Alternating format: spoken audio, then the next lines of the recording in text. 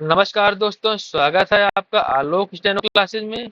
आज मैं आपको प्रतिलेखन संख्या 54 की हिंदी डिक्टेशन बोलने जा रहा हूं, जिसकी स्पीड 80 शब्द प्रति मिनट होगी। आप लोग डिक्टेशन लिखने के लिए तैयार हो जाइए।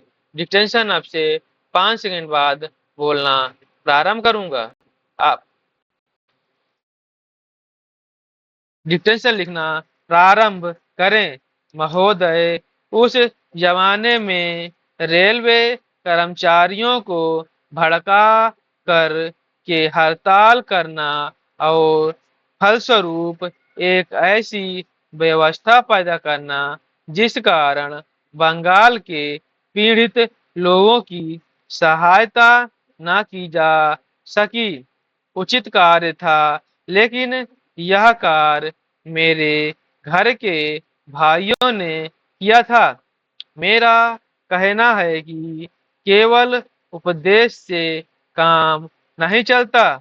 जब ऐसे प्रश्न आए तो उपदेशात्मक भाषाओं में ही फंसकर न रह जाएं, बल्कि आवश्यकता है कि ऐसे प्रश्नों पर सारे राजनीतिक दल देश हित को ध्यान में रखते हुए संजीदगी से विचार करें और उन सब का हल तलाश करें।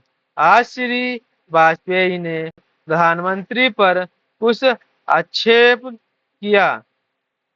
वे बड़े गुस्से में थे और इतने क्रोध में थे कि उन्होंने अपने मस्तिष्क का संतुलन खो दिया था। उन्होंने आरोप लगाया कि सरकारी कर्मचारियों के प्रयास से बड़ी बड़ी सभाएं की हैं। मैं वाजपेयी जी का गुस्सा और उनकी असंतुलित होना समझ सकता हूँ। उन्होंने यह भी कहा कि प्रधानमंत्री जी ने इन चुनावों के बीच अपने भाषणों में जनमानस को ऊपर उठाने की कोशिश नहीं की। मूलभूत प्रश्नों को देश के सामने रखने की कोशिश नहीं की और आज जो राष्ट्रीय दिक्कतें और परेशानियां हैं उन पर जनता को शिक्षित करने की कोशिश नहीं की।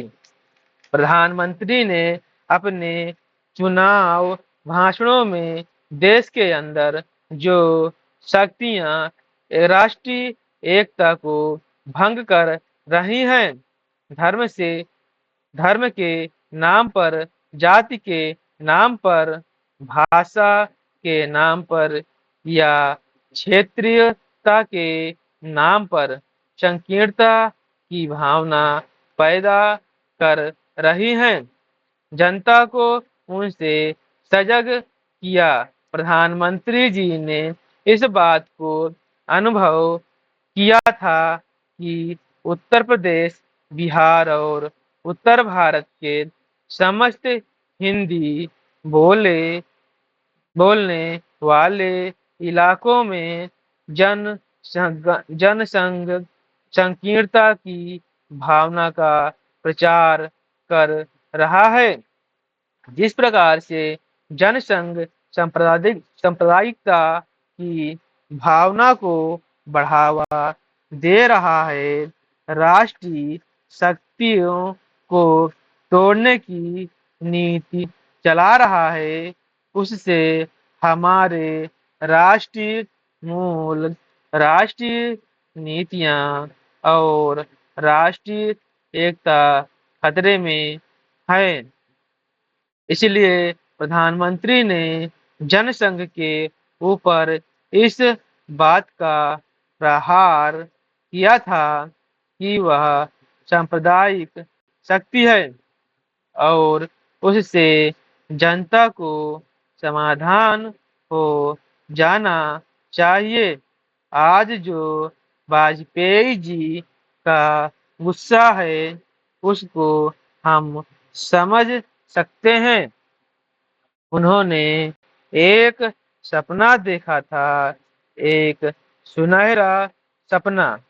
उत्तर प्रदेश में अपनी सरकार बनाने का, बिहार में अपनी पार्टी को बहुमत प्राप्त कराने का। Full stop. अगर आपको यह डिक्टेशन अच्छी लगी हो तो आप इस चैनल को सब्सक्राइब करें और बेल आइकन दबाएं।